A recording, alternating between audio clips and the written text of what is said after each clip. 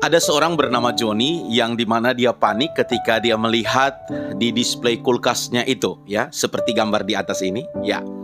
Kemudian karena dia bingung melihat simbol atau gambar di kulkas, display kulkasnya, maka dia coba menghubungi tukang servis kulkas. Dia berkata, dia coba telepon, dia bilang, apakah benar ini tukang servis kulkas? Teknisinya menjawab, benar, ini dengan siapa? Dia bilang, oh dengan saya Pak Johnny.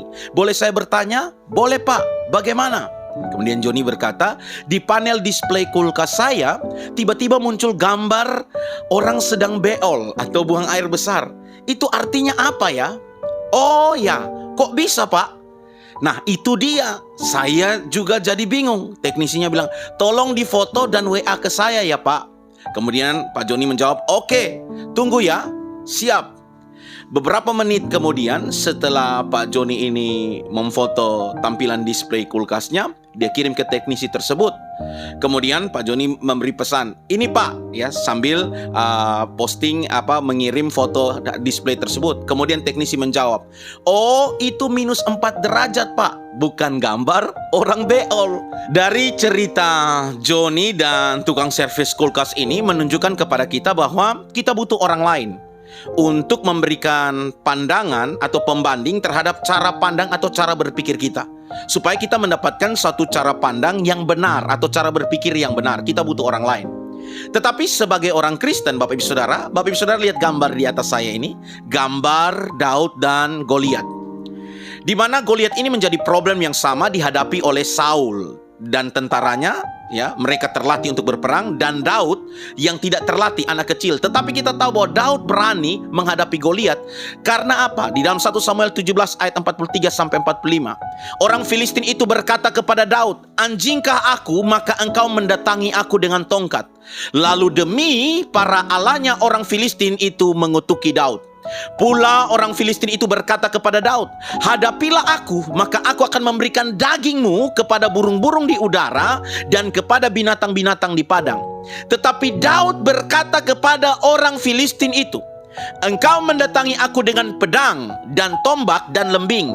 Ini kata kuncinya, tetapi aku mendatangi engkau dengan nama Tuhan semesta alam, Allah segala barisan Israel yang kau tantang itu.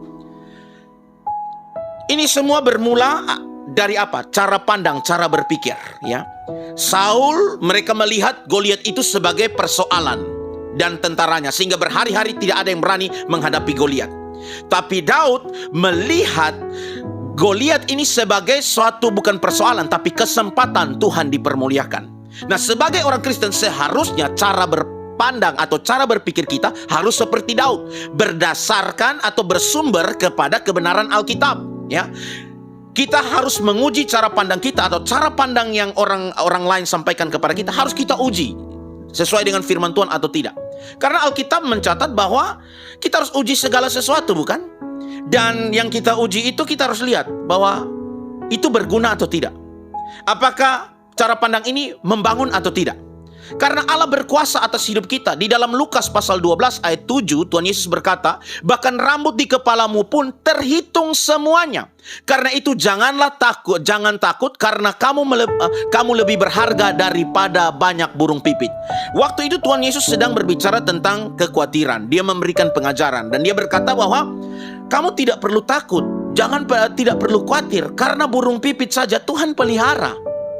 Dan untuk menekankan itu, Tuhan Yesus berkata bahwa kamu tidak tahu jumlah rambut di kepalamu, tetapi Tuhan ya tahu semuanya. Bapa di surga tahu, bahkan Dia tahu jumlah rambut di kepala kita. Artinya Tuhan Yesus ingin katakan, setiap detail kehidupan kita itu Tuhan tahu.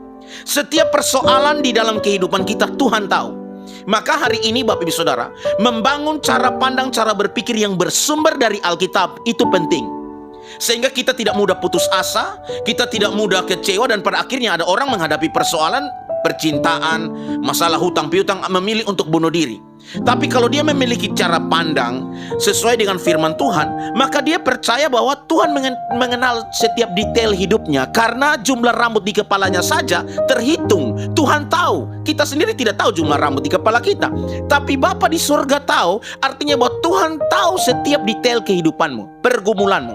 Hari ini Bapak Ibu Saudara, setiap orang pasti memiliki problem, masalah di dunia ini, tetapi akan menentukan hasil akhir berbeda. Itu ditentukan oleh mindsetmu, ya, cara berpikirmu, cara pandangmu. Dan sebagai orang Kristen, engkau harus meletakkan itu semua di atas dasar kebenaran firman Tuhan. Bahkan menguji semua cara pandang, semua ide gagasan sesuai dengan firman Tuhan. Bergunakah? Membangun atau tidak? Karena dengan cara pandang yang berdasarkan kebenaran firman Tuhan, engkau akan diberikan kekuatan dan engkau akan cakap menghadapi setiap persoalan dan pergumulan hidupmu. Percaya ada Immanuel, Tuhan yang selalu menyertai kita. Tuhan Yesus memberkati kita. Shalom.